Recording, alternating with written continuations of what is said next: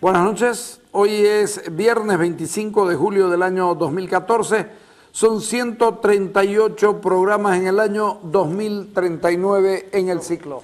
Converso con Fernando Molina, que es periodista, es escritor, ganador del Premio Rey de España al periodismo iberoamericano, espero que te haya sacado de pobre, el premio. No, el premio no, es un premio honorífico. Sí, ¿no? Pues nada, lo digo riendo. Autor de una docena de ensayos y biografías y gran cantidad de artículos y reportajes para periódicos. Ustedes lo deben conocer, él sale todos los domingos en Cadena A en el programa Pentágono. ¿Sos liberal? Sí. Sí, porque tu posición ahí además la asumís como, Sí. como liberal. Ahora, a veces cuando se dice esto... ¿Sos periodista primero? Sí, periodista, liberal, pero cuando se dice esto se interpreta en el sentido economicista del liberalismo, es decir... Estamos hablando del liberalismo clásico, del liberalismo clásico que tiene principios, que tiene valores. Vos rescatás los valores del liberalismo. Sí, y sobre todo su imbricación histórica e ideológica con la democracia, ¿no? Entonces yo me considero sobre todo un defensor del humanismo democrático. Ya, no hay un liberalismo no democrático, ¿no? No puede existir. No puede existir, excepto si se lo ve economicistamente, es decir, solamente como libertad de mercado, ¿no? Si lo reduces el liberalismo a libertad de mercado, es compatible con cierto tipo de gobiernos despóticos, pero que respetan la ley en los negocios, ¿no? Por ejemplo, lo que ocurre en la península arábica, en sitios así, ¿no? La idea de que el Estado en no Asia, se mete en algunos lugares del Asia. Es decir, que el Estado es muy respetuoso de los derechos de propiedad, pero al mismo tiempo no hay democracia, ¿no? Entonces... Sin embargo, el liberalismo verdadero, en mi opinión, por lo menos, hay por supuesto muchas clases de liberales, ¿no? Pero en mi opinión, tiene una visión fuerte del Estado de Derecho. Es decir, para que se reconozca como Estado de Derecho a una sociedad, el liberalismo exige que este Estado reconozca el derecho de expresión de pensamiento.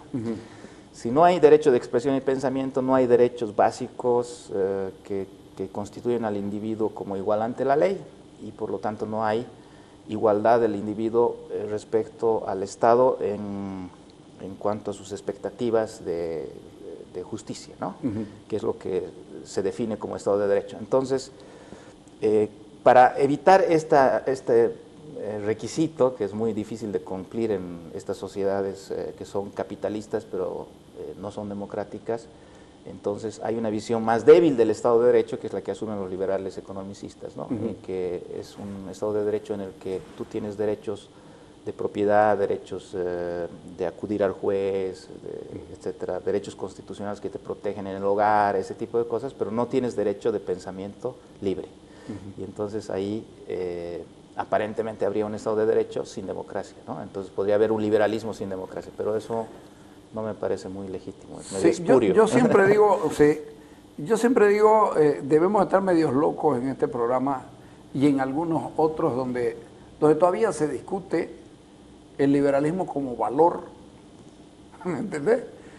Nadie quiere ser liberal porque no lo entienden el liberalismo y todos le huyen al eslogan de neoliberal, ¿ah? Y los que se dicen liberales o creen ser liberales en realidad son neoliberales porque están defendiendo esto que vos decís, mi derecho a tener, mi derecho a poseer, es decir, mi derecho a acumular y no el derecho de todos nosotros de expresarnos, de elegir, de que la justicia sea para todos y que sea justa, etcétera, etcétera. Cuando uno conversa sobre esto, la gente te mira, ¿no te ha pasado que te dicen, ¿y cómo podés ser liberal ahora en la Bolivia de los cambios y de la revolución de la democracia y no sé qué cosa más?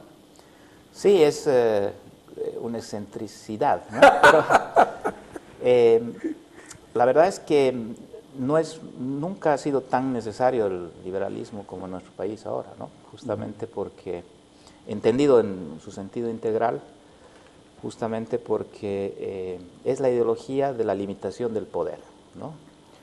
Para garantizar las libertades individuales, ¿no es cierto?, que ese es el objetivo, hay que limitar el poder. Entonces el liberalismo es una ideología de la limitación del poder. Ahora, cuando el liberalismo es reducido a su aspecto más procapitalista, digamos, como se hace en algunos círculos, entonces solo se quiere limitar el poder del Estado. Es decir, es un mecanismo, un instrumento de defensa frente al Estado. Recogerlo al Estado exacto. Sí. Pero es muy permisivo con el poder económico. Es decir, que las empresas pueden hacer lo que quieran, ¿no? Pero el liberalismo, entendido en un sentido integral y amplio, es limitación del poder, también del poder económico. Claro, ¿no? por supuesto. Y en esos momentos es aliado del socialismo, ¿no? Si tú ves históricamente las grandes conquistas obreras, desde la jornada de 8 horas hasta el derecho a sindicalizarse, etcétera, hay una imbricación ahí entre liberalismo y socialismo, porque el socialismo por otras razones, ¿no es cierto?, para organizar a la clase obrera, para hacer una cosa que no es liberal, ¿no? Y el liberalismo para detener el poder excesivo de las empresas y de los empresarios han coincidido. Y entonces somos hijos, el pensamiento democrático moderno, que es un pensamiento de limitación del poder, ¿no?, tanto en la economía como en el Estado, es hijo del socialismo y del liberalismo. Claro. Es pues la idea de mi derecho comienza donde termina el tuyo, ¿no? Está limitado por esto. Claro, tenemos que relacionarnos mejor. Y que nadie tiene que adquirir demasiado poder, porque en el momento en que alguien adquiere demasiado poder, las libertades de los demás quedan en riesgo, ¿no? Cuando hablamos de adquirir demasiado poder, estamos hablando también del poder del partido que está en el gobierno, cualquiera sea frente a ciudadanos a los que les va cortando las posibilidades de expresarse, donde va amenazando a medios, donde va haciendo todo. No quiero decir todavía el gobierno, en algún momento te lo diré, pero hablemos primero de lo general para llegar a lo particular. Exactamente. El liberalismo se opone al Estado, no en el sentido anarquista, que es el de eliminación del Estado, pero sí en el sentido de prevención, porque el Estado, siendo necesario para la sociedad, es el instrumento que ha creado la sociedad para imponer a los demás lo que, es decir, para coercionar, ¿no es cierto? Es para imponer ciertas reglas, ciertas definiciones comunes. Pero primero fue un contrato social, primero fue un contrato. Yo te cedo parte de mi soberanía para que vos la administres en nombre, todos te cedemos parte de nuestra soberanía, vos la administrás, nos proteges y nos permitís a nosotros en este contrato ser iguales entre todos, con los mismos derechos. Claro, esa es la visión liberal justamente, pero ya superada, digamos. Es una especie de interpretación, de lo que, porque realmente contrato nunca ha habido, ¿no? Lo que ha habido es un Estado que era despótico, que era monárquico, ¿no? ¿Sí? Lo que teníamos era el rey. O sea, porque ¿dónde surge el liberalismo? El liberalismo surge en Europa entre el siglo XV y el siglo XVIII, ¿no? ¿Cómo surge? Cuando aparecen oportunidades individuales de enriquecimiento, ¿no es cierto? Por primera vez en la historia, porque normalmente las oportunidades de enriquecimiento siempre estaban vinculadas a tu pertenencia a un gremio, ¿no? Tú eras noble y entonces tenías derechos de tierra, pero aparece la burguesía, que son, hemos hablado antes del programa un poco de los judíos, ¿no? Muchos de ellos eran judíos, gente que está fuera de los estamentos medievales, ¿no? Y que empieza a acumular individualmente, porque ha habido acumulación siempre, pero individual nunca, ¿no? O sea, que no tiene que relación con el grupo, sino con la persona.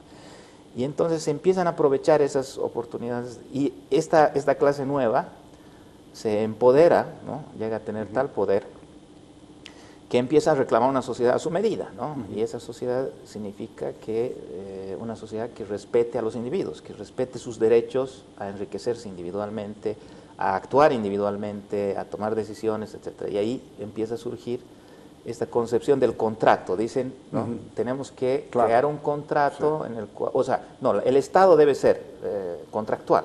Todos debemos tener las mismas oportunidades y los mismos derechos, es decir, todos debemos ser iguales ante la ley, lo cual era tremendamente subversivo en una sociedad en el que apellidar Valverde, por ejemplo, ¿no es cierto?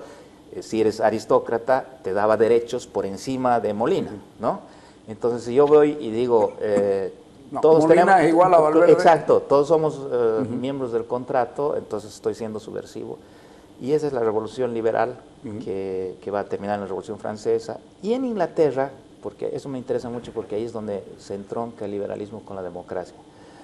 Estos burgueses, ¿no? Estos clase media, como se llamaba en Europa en esa época, que eran los notables que empezaban a volverse ricos y demás, empiezan a sentirse agredidos por el rey, porque el rey era absolutista, ¿no? Tenía el derecho de decidir lo que sea, y entonces les ponía unos límites y además era despótico, es decir, un día se despertaba de mal humor y cambiaba la ley, ¿no es cierto? No obedecía la ley.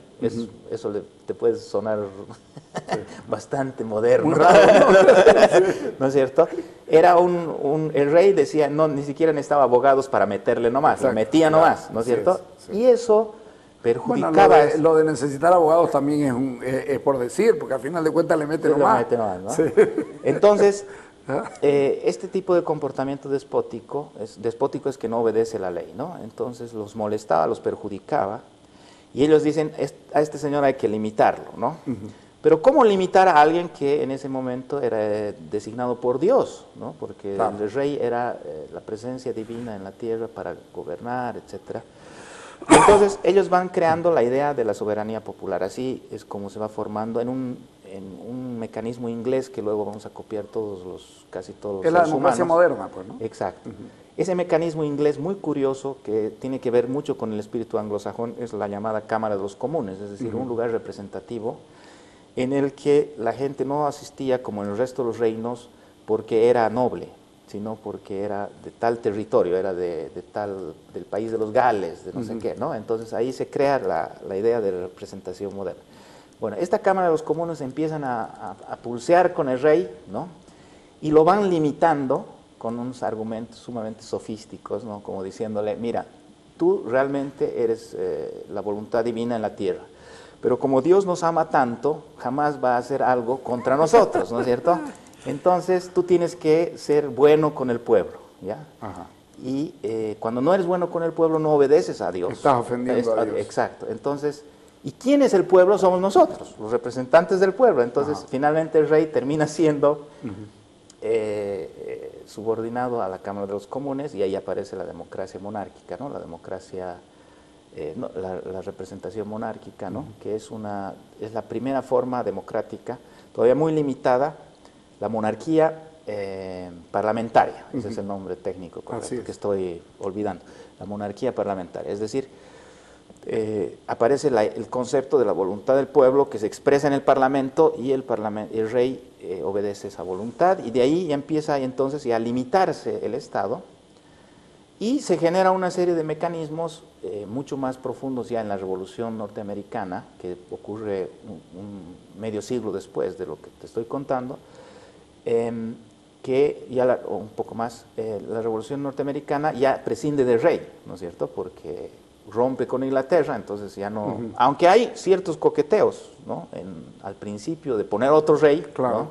Y seguir con la monarquía parlamentaria, pero al final se dan cuenta de que eso era imposible, que ya no había condiciones, y deciden poner un presidente, ¿no? Y ahí se crea la democracia, la democracia nuestra, la que conocemos, es decir, que no solamente se elige al parlamento para que guíe al rey, sino también al rey, que es un rey temporal. Así es. A no ser que se reelija con poderes limitados, claro.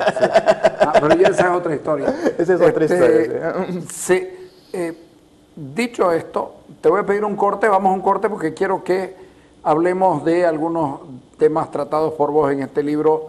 ¿Por qué Bolivia es subdesarrollada? Un ensayo, un intento de entender qué nos está pasando, porque somos el país más pobre de toda esta parte, ¿no es cierto? ¿Ok? Dale.